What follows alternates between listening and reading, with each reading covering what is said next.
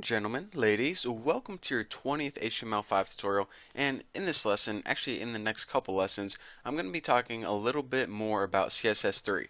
Now, I know we talked a little bit about it before, but there's actually a ton of crap we need to cover concerning CSS3. And actually, HTML5 and CSS3 are like married together, kind of like XHTML and CSS were. So this tutorial series could have even been called HTML5 and CSS3 because that's how connected they are. You can't really use one without the other, and if you do, it's not going to work out too well. So enough of me talking. Let me go ahead and explain. I first ripped everything out of our body because, or excuse me, my website, because we only really need something simple for this demonstration. So make sure you have a div, which is gonna, just surround your entire website, and just like a paragraph or any text inside. If you have text, surround it with a span. But just go ahead and copy this, throw it in your website, and we'll be good. I didn't want to go ahead and retype this because all you guys know what this stuff is already. I also have, my body centered, and I gave that div a background and a border. So I also changed the text, but none of this really matters. As long as you have this set up, you can make it look like anything you want. So basically, I am working with this website right like this. Nothing new. So anyways, let's get to the meat of the tutorial now that you know how my template is set up. So the very first thing I want to talk to you guys is about giving rounded corners to your div or to any box really.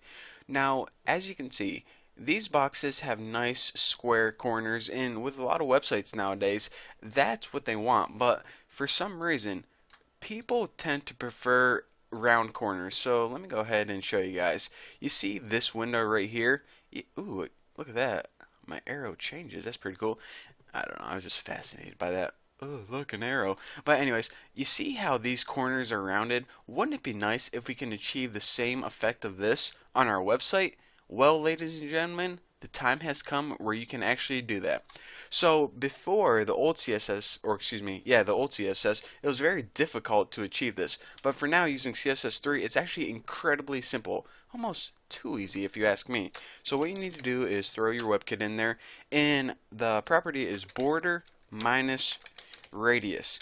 Now, what you need to do is you need to give it a value, say 25. The higher the value, the more rounded they're going to be. So if you round these 25 pixels and save this, take a look whenever I refresh at my corners. I now have nice, sweet, rounded corners. So basically, as soon as this becomes a standard, I got a feeling you guys are going to be seeing a ton more rounded websites because, I don't know, it just looks like more futuristic rather than this old square crap. So you're saying, okay, that's pretty nice. Okay, CSS3 can round my corners. Not that impressed. Well, wouldn't it be nice if this box right here, if we could make it look just a tidbit prettier? So how can we do that? Let's go ahead and apply a shadow. And I know what you guys are saying. OMG, I was in college like 3 years ago and they told me to apply shadows, and it was the biggest pain in the butt. It was this whole process, yada yada yada. Well, with CSS3, it is 1,000 times more simple than it was in the past couple years. So the property for this is WebKit and it's box shadow. Now the properties, or excuse me, the values kind of get kind of weird here, so you need to listen closely. The very first thing it's going to take is a color, RGB, and this is the red, green, and blue value.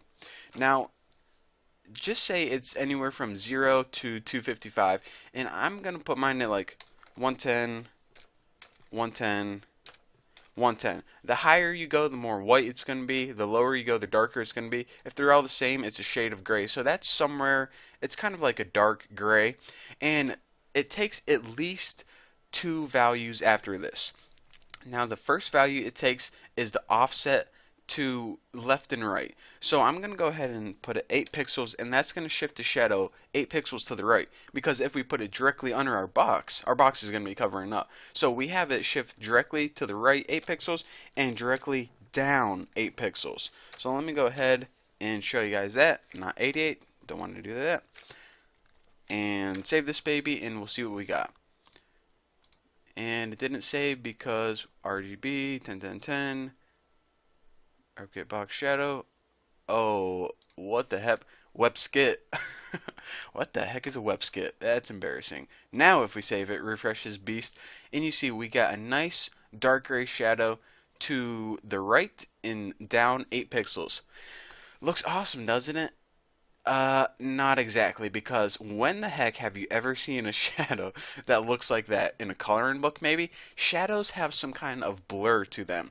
They have like a gradient that kind of fades out. So in order to add this blur, we need one additional value.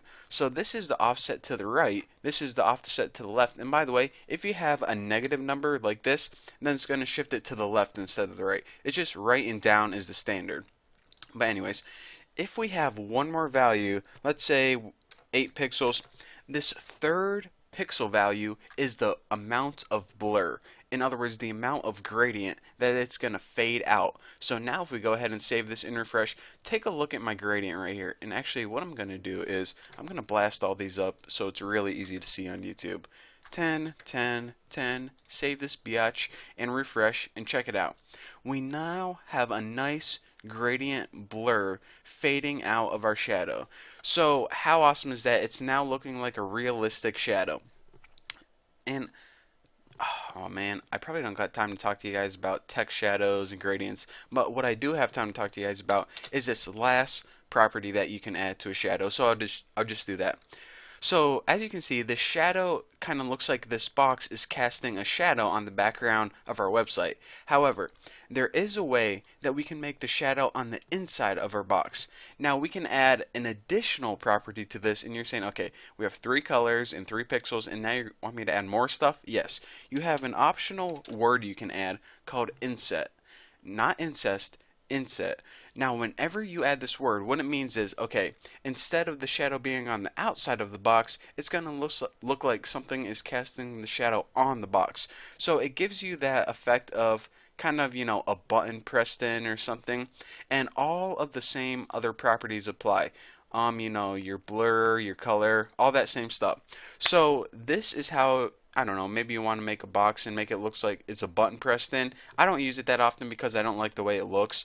But if you want to use that, it's called inset, and you add it right to the end. And I believe that's the only additional word that you can use.